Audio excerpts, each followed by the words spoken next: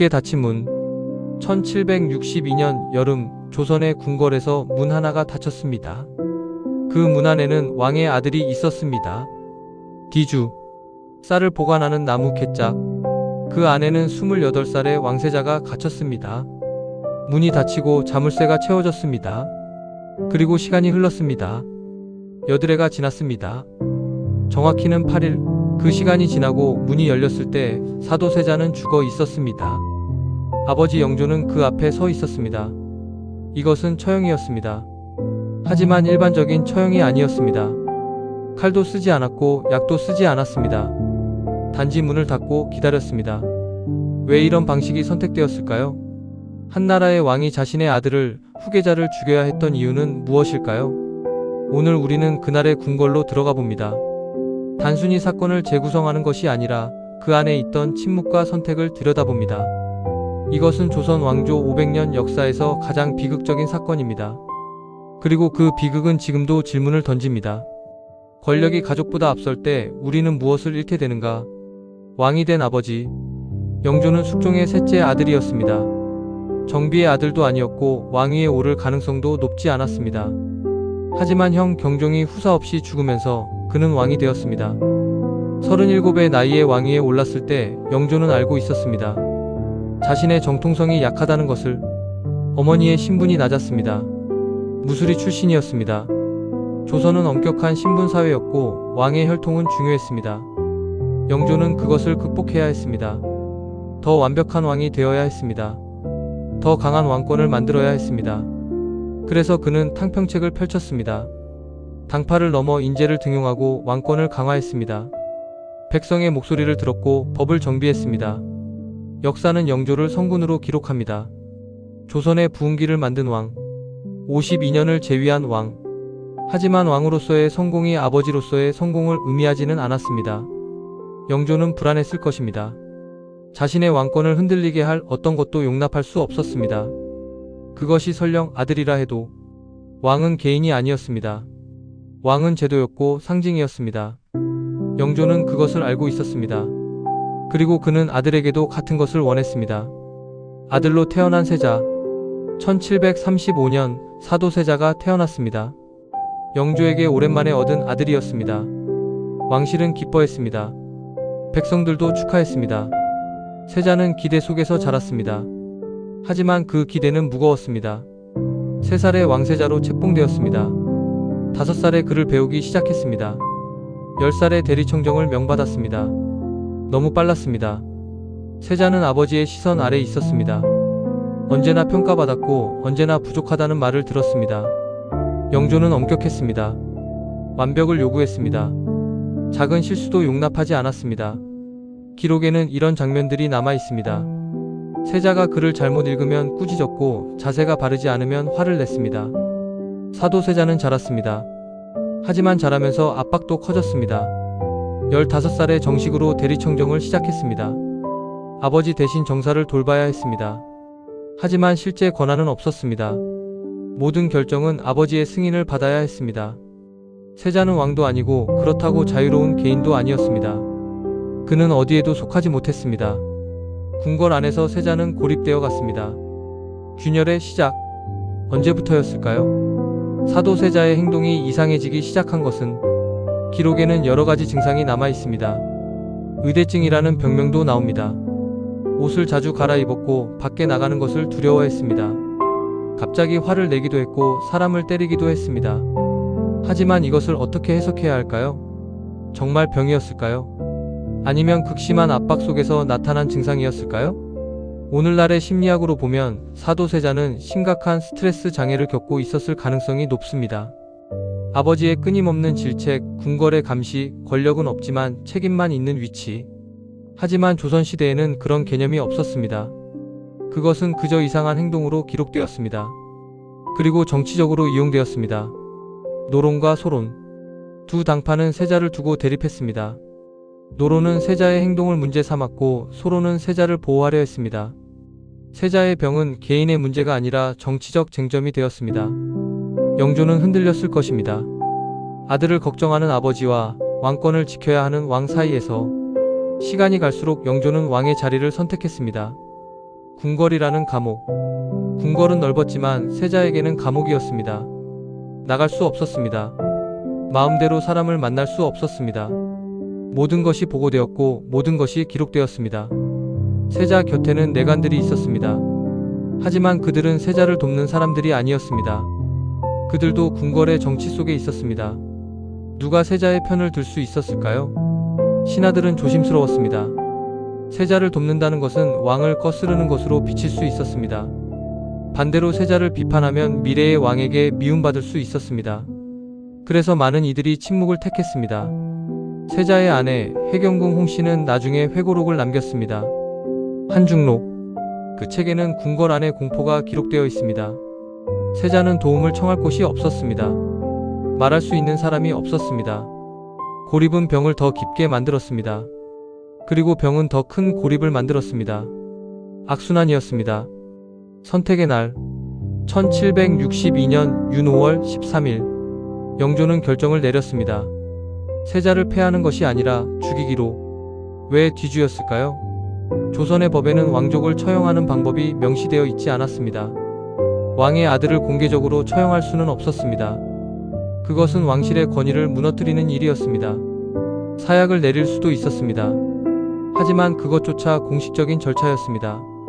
기록이 남고 명분이 필요했습니다. 뒤주는 달랐습니다. 형벌의 이름이 아니었습니다. 공식 기록에도 애매하게 남을 수 있었습니다. 자결을 명했다거나 스스로 들어갔다는 식으로. 영조는 왕권을 지켜야 했습니다. 세자를 죽이되 왕실의 권위는 지켜야 했습니다. 그날 창덕궁 뜰에 뒤주가 놓였습니다. 영조는 명령했습니다. 세자더러 그 안에 들어가라고. 그 순간 영조는 아버지가 아니었습니다. 그는 왕이었습니다. 세자는 들어갔습니다. 선택의 여지가 없었습니다. 뒤주의 문이 닫혔습니다. 여드레. 뒤주 안의 시간을 우리는 상상할 수밖에 없습니다. 기록은 그 안에서 무슨 일이 있었는지 자세히 말해주지 않습니다. 다만 우리가 아는 것은 여름이었다는 것, 더웠다는 것, 뒤주는 좁았다는 것. 8일. 첫날 세자는 아마 살 수 있다고 생각했을지도 모릅니다. 아버지가 문을 열어줄 거라고. 둘째 날 희망이 흔들렸을 것입니다. 셋째 날 목이 말랐을 것입니다. 넷째 날부터는 몸이 약해졌을 것입니다. 그리고 그 다음 날들 의식이 흐려지고 숨이 가빠지고 결국 궁궐은 조용했습니다. 신하들은 아무 말도 하지 못했습니다. 세자를 구하자고 말할 수 없었습니다. 왕이 내린 명령이었기 때문입니다. 해경궁 홍씨는 그 시간을 견뎌야 했습니다. 남편이 죽어가는 것을 알면서도 아무것도 할 수 없었습니다. 영조는 무엇을 생각했을까요? 후회했을까요? 아니면 이것이 유일한 선택이라고 자신을 설득했을까요? 8일째 되는 날 뒤주가 열렸습니다. 사도세자는 죽어 있었습니다. 살아남은 사람들. 세자가 죽은 후 궁궐은 다시 일상으로 돌아갔습니다. 하지만 진짜 일상은 아니었습니다. 사도세자의 아들 훗날의 정조는 11살이었습니다. 그는 아버지가 죽는 것을 보았습니다. 할아버지가 아버지를 죽이는 것을.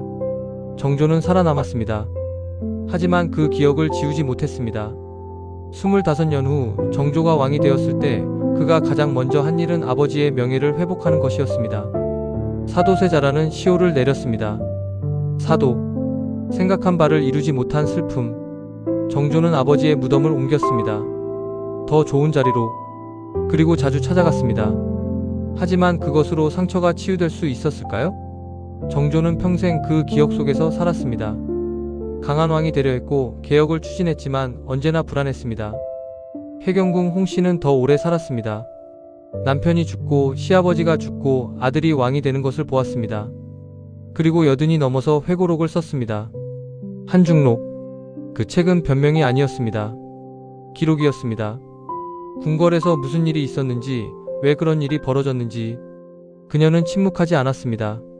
하지만 그 기록조차 조심스러웠습니다. 사도세자는 누구였는가?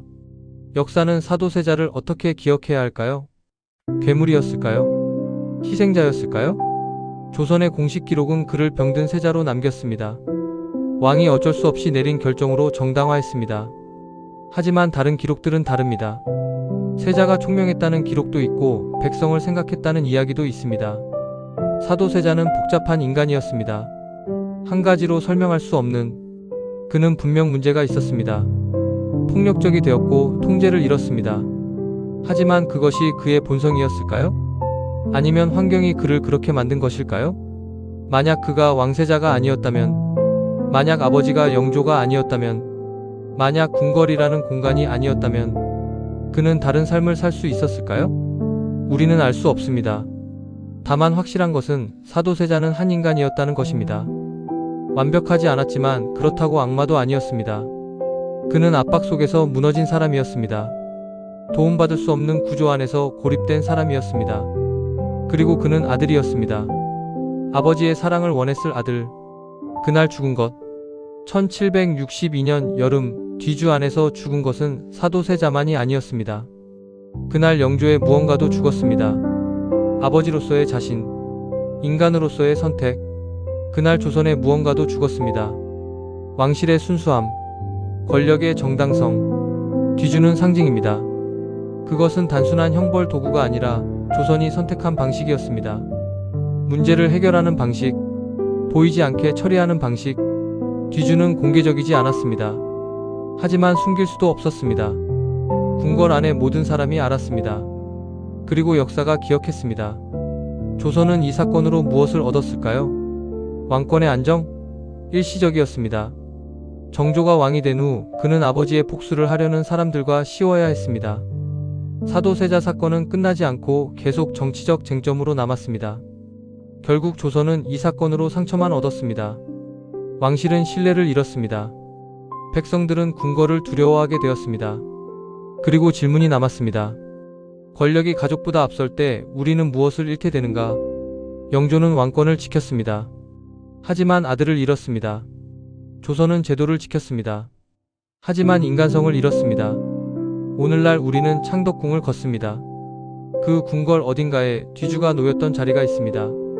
정확한 위치는 알 수 없습니다. 하지만 그 공간은 여전히 존재합니다. 사도세자의 무덤은 수원 화성 근처에 있습니다. 정조가 옮긴 그곳에 역사는 이 사건을 기록했습니다. 하지만 기록만으로는 이해할 수 없습니다. 우리는 질문해야 합니다. 왜 한 아버지가 아들을 죽여야 했는가? 왜 아무도 막을 수 없었는가? 왜 조선은 이런 선택을 했는가? 그리고 더 중요한 질문. 우리는 지금 어떤 뒤주 안에 살고 있는가? 권력이 인간을 가둘 때, 제도가 사랑보다 우선될 때 우리는 무엇을 선택하는가? 사도세자의 이야기는 끝났습니다. 하지만 그 질문은 계속됩니다. 뒤주는 비어 있습니다.